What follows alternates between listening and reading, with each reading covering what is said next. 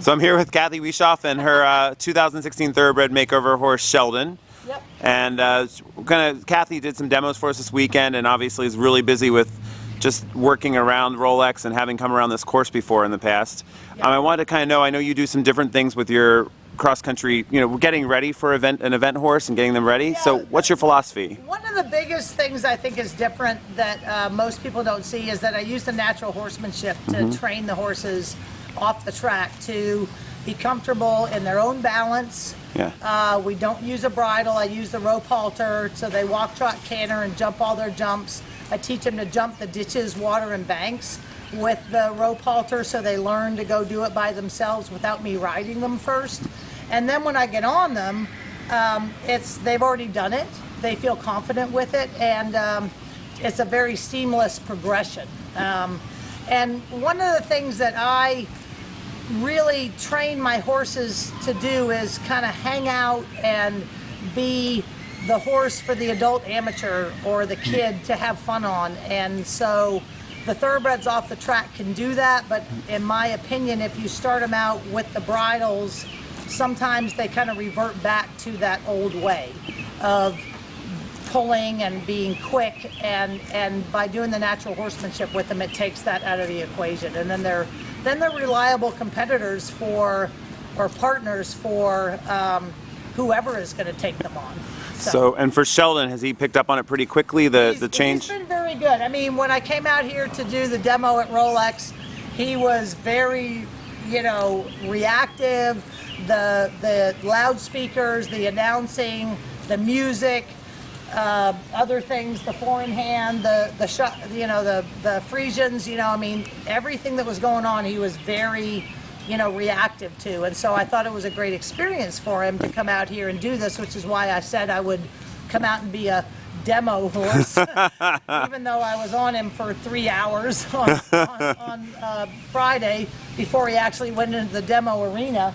But he's hanging out, grazing, and life is good right now for Sheldon. So, and I think it makes them, when I get a horse off the track, and my goal is to, I do eventing, but at the end of the day, when we get these horses off the track, their life is an open book in their second career. Do they go into dressage? Do they go into hunters? Do they go into jumpers? Do they go into eventing or barrel racing or cow ponies? Or, it's just teaching them a different way. Right.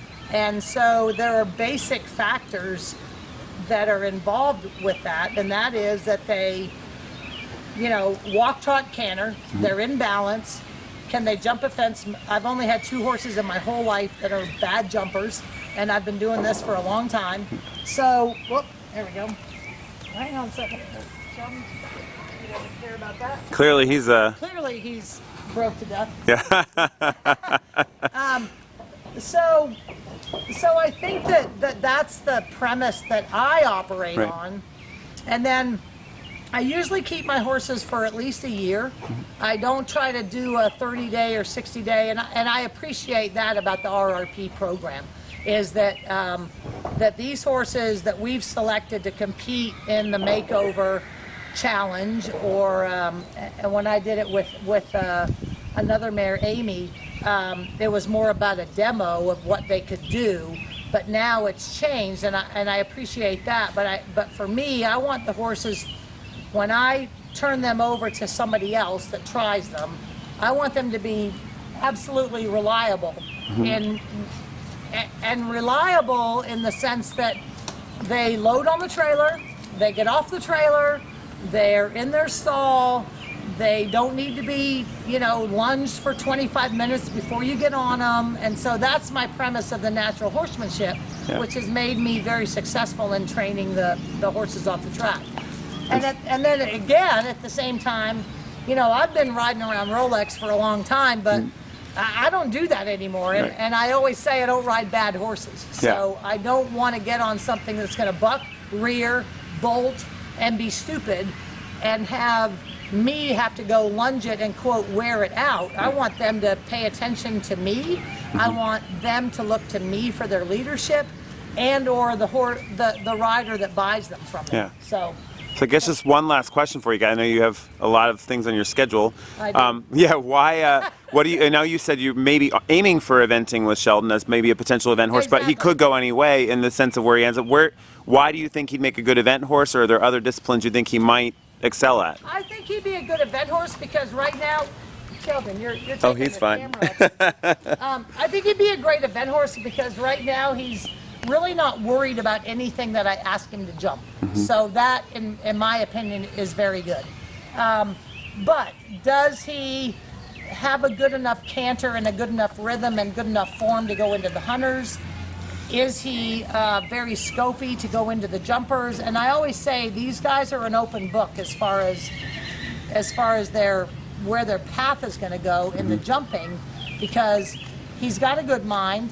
He was a little, like I said, he was a little up, but today, the second day, he was really pretty good today. So I was happy with him. So.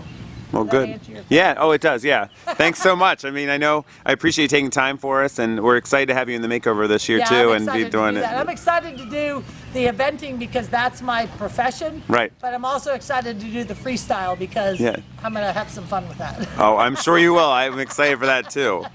Well, thanks And I again. got 2 horses, so that's good. Oh, you have? I forgot you have a second. Yeah, I've got Speed Rail, who's Okay. who's Jess's horse that I'm going to bring out and Okay. do that with too. Yep. Well, awesome. Yeah. Well, thanks again, Cathy. You're welcome. It's all good.